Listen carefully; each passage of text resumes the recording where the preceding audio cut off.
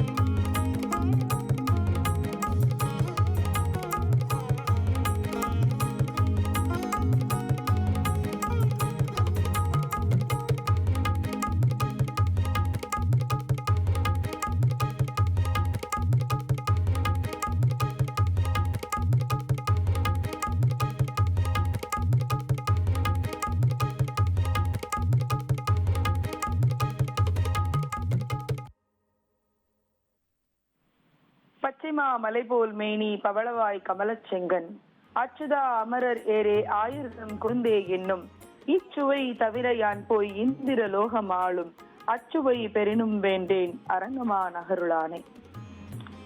வாரணமாயிரம் சூழ வலம் செய்து நாரண நம்பி நடக்கின்றான் என்றது பூரண பொற்குடம் வைத்து புறமெங்கும் தோரணம் நாட்ட கனா கண்டேன் தோழி என்று தான் கண்ட கனவை நனவாக்கி காட்டிய திரு ஆடிப்பூரத்தில் உதித்த போதை வைஷ்ணவ உலகத்தினுடைய பூங்கோதை ஆண்டாள் நாச்சியார் அவதரித்திருக்கக்கூடிய இந்த திருநாளில் திரு ஆடிப்பூர தேரோட்டம் ஸ்ரீவில்லிபுத்தூர் நகரிலே மிக கோலாகலமாக நடந்து வருகிறது.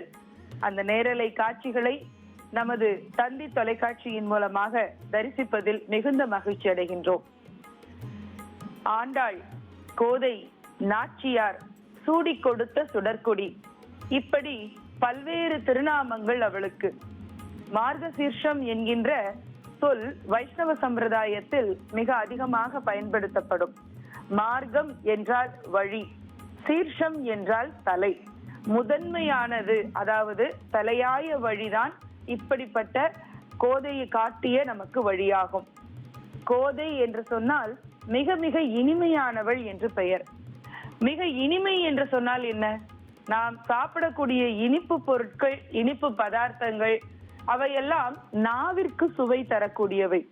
நாவை விட்டு தொண்டை குழிக்குள்ளே, உணவு குழாய் பாதைக்குள்ளே சென்று விட்டால் உண்ணும் உணவு எல்லாமே ஒரே சுவைதான். அந்த சுவையிலே பேதம் அல்ல. அது எவ்வளவு விலை உயர்ந்த உணவாக இருந்தாலும், பழைய உணவாக இருந்தாலும், எல்லா உணவும் நாவின் சுவை வரைக்கும் தான். ஆனால் கோதை என்பவள் எப்படிப்பட்ட இனிமையானவள் என்று கேட்டால், அவளை நாமம் சொல்லி அழைத்தால் நமக்கு நாவிற்கு இனிமை, நம்முடைய சிந்தைக்கு இனிமை. அவளுடைய பாசுரங்களை படித்தால் நமக்கு அறிவுக்கு இனிமை, நம்முடைய ஆன்மாவிற்கு இனிமை தரக்கூடியவள். உலகத்தில் ஏதோடும் சென்று ஒட்டாமல் புனிதமாக இருக்கக்கூடியது ஆன்மா ஒன்றுதான். அப்படி தன்னுடைய ஆத்ம நிவேதனத்தை, ஆத்ம சமர்ப்பணத்தை எம்பெருமான் அரங்கநாத பெருமானிடம் சென்று செலுத்தியவள் ஆண்டாள் நாச்சியார். பூமி தேவியினுடைய அவதாரமாக இந்த பூவுலகில், இந்த கலியுகத்தில், இந்த இடத்து, இந்த பூமியில் நமக்காக அவதாரம் செய்தவள். அப்பேற்பட்ட ஆண்டாள் நாச்சியார் அவதரித்திருக்கக்கூடிய நாள் திரு ஆடிப்பூர திருநாள். ஆடி மாதம் பூர நட்சத்திரத்தில் சதுர்த்தி திதியில், வளர்பிறை சதுர்த்தி திதியில் ஆண்டாள் நாச்சியார் விஷ்ணு பெரியாழ்வாருக்கு மகளாக கண்டெடுக்கப்படுகின்றாள். ஒரு படி ஜலம் 1000 படி பாலாக வந்து கலக்கிறாள் கோதை. கோதை எப்படி இருக்கிறாள் என்று பெரியவர்கள் வியாக்கியானம் சொல்லுகிறார்கள் பாருங்கள். ஒரு படி தண்ணீர் இருந்தால் அதில் 1000 படி பாலாக ஊற்றெடுத்து கலந்து விடுகிறாளாம் ஆண்டாள். சரியாக சொன்னால் ஆண்டாளினுடைய அந்த வரவு இந்த பாண்டிமா தேசமே வளம் கொழித்தது என்று சொல்லுவார்கள். ஆண்டாள் எங்கேயெல்லாம் இருக்கிறாளோ, ஆண்டாள் நாச்சியார் எங்கேயெல்லாம் போற்றப்படுகிறாளோ அங்கேயெல்லாம் நீர் வளம் நிறைந்திருக்கும், பசுமை அதிகமாக இருக்கும். அதே நேரத்தில் ஆவினங்கள், பசு கூட்டங்கள் மிக உற்சாகமாக இருக்கும். அவளுடைய அந்த மூர்த்தி, அர்ச்சாவதாரம் என்று சொல்லுவோமே, அந்த மூர்த்தி, அந்த திருக்கோலத்தை மனதில் நினைத்தாலே நமக்கு அவ்வளவு ஒரு மகிழ்ச்சியாக இருக்கும். அமிர்தத்தை போன்றவள் ஆண்டாள். அமிர்தம் எப்படி இருக்கும்? அமிர்தம் என்பது நம்முடைய நோய் நொடிகளை நீக்கி நம்முடைய வாழ்நாளை நீட்டிக்க கூடியதாக இருக்கும் அல்லவா?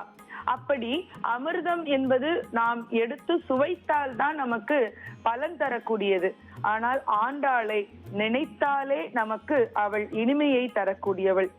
5 கொடிக்கு ஒரு சந்ததியாய் திருமாலை அடைய எப்போதும் மாலை சாற்றியவள்.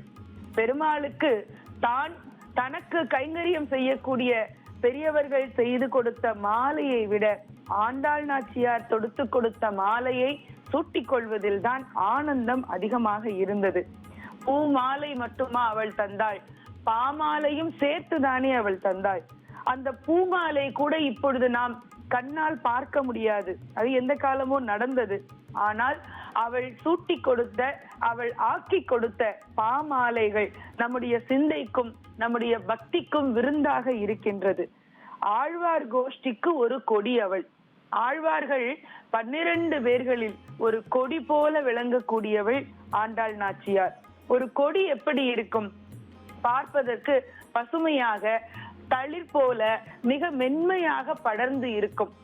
அப்படி ஆழ்வார்களாதியார்களுடைய அந்த வரிசையிலே ஆண்டாள் எல்லோரினுடைய மனதிலும் இடம் பெற்றிருக்கிறாளாம். பெரிய பிரம்மாண்டமான விருட்சம் ஒன்று, அது வைஷ்ணவ சம்பிரதாயம் என்று வைத்துக் கொண்டால், ஒரு உதாரணத்திற்காக சொல்லுகிறேன், ஒரு பெரிய பிரம்மாண்ட விருட்சம், அதில் பல கிளைகள் இருக்கின்றன, விழுதுகள் இருக்கின்றன, வேறாக பெருமாளுடைய சிந்தை இருக்கிறது, பக்தி இருக்கிறது என்று சொன்னால், அதில் கொடி போல பலர் படர்ந்திருக்கிறாள் ஆண்டாள் நாச்சியார். அப்படி என்றால் அது எப்படி அர்த்தம் எடுத்துக்கொள்ள வேண்டும் என்றால், எல்லா ஆழ்வார்களுடைய அந்த திருப்பாசுரங்களிலும் சரி, எல்லோருடைய மனங்களிலும் மிக கோலாகலமாக இனிமையாக குலுவீற்றிருக்கிறாள் ஆண்டாள் நாச்சியார். அவளுடைய அந்த சிந்தனைகள், பாசுரங்கள், அதிலே இருந்து வெளிப்பட்ட கருத்துக்கள் எல்லோரையும் ஈர்த்திருக்கிறது என்பதுதான் அதனுடைய உள்பொருளாக இருக்க முடியும். அதாவது திருப்பாவை, பாவை என்று சொன்னால் பெண். பெண்ணுக்கு ஒரு உயர்வு எப்பொழுதும் உண்டு. பெண்ணின் பெருந்தக்க யாவள என்பார் வள்ளுவ ஆசான். பெண்ணை விட உலகத்தில் எதுவும் உயர்ந்தது அல்ல என்பது அவருடைய திடமான முடிவு. பாவை என்று சொன்னால் பெண். ஆனால் அந்த பாவைக்கு திரு என்கின்ற உயர் அடைமொழி ஒன்றை கொடுத்தவள் நம்முடைய ஆண்டாள் நாச்சியார் தான். பாவை என்பது பாசுரங்களினுடைய வடிவத்தையும் குறிப்பிடுகிறது. அதற்கு திரு என்கின்ற ஒரு உயர்வையும் சேர்த்து கொடுக்கின்றாள். சரி, அவள் எடுத்து கொடுத்த, எழுதி கொடுத்த இந்த 30 திருப்பாவை பாசுரங்கள் என்பது வெறும் பாடல்கள் மட்டும்தானா? இல்லை, அந்த பாடல்கள் எல்லாம் வெறும் பாடல்கள் அல்ல. வேதத்தின் சாரங்களை அப்படியே பிழிந்து கொண்டு 30 பாசுரங்களிலும் வழங்கி இருக்கிறாள் நம்முடைய ஆண்டாள் நாச்சியார். இந்த திருப்பாவையை நம்முடைய பெரியவர்கள் மகா யஜ்யம் என்று சொல்லுகிறார்கள். ஒரு யஜ்யம் என்று சொன்னால் பெரிய யாகம்.